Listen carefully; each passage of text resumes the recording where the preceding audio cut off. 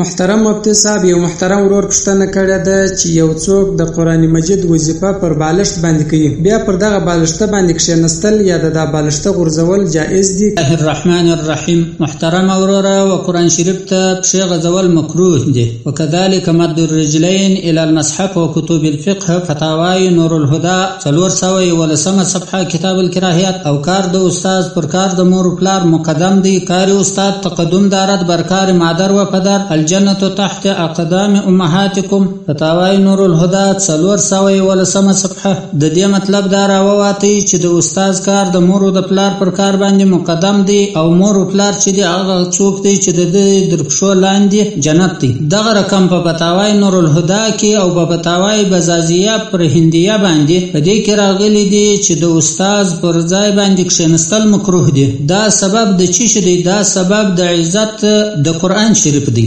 نو میز، ریهیل، بالښت که معلوم بالښت و د قرآن شریف د عزت د وجه باید په بې قدري ورته ونه کتل سي. وجه چی ده؟ وجه دا ده چې هغه د مور او د پلار د عزت د مخه د استاد عزت و هغه د قرآن شریف چې ورزده کړی دی، د دین د زده کېدو د قرآن شریف د زده کېدو په خاطر باندې دونه عزت درلودی. دغه رقم د استاد د ناستې پر ځای باندې کښېنستل دا دغه قرآن شریف د زده کېدو په خاطر باندې د استاد دونه قدر لري چې پر دا ځای به اعلان کښېني. هم دغه رقم به د بالښت، ریهیل، میز دا د قرآن شریف د ایښولو شی چې ودې ته هم په بې عزتي کتل ناروا دي. والله اعلم بالصواب.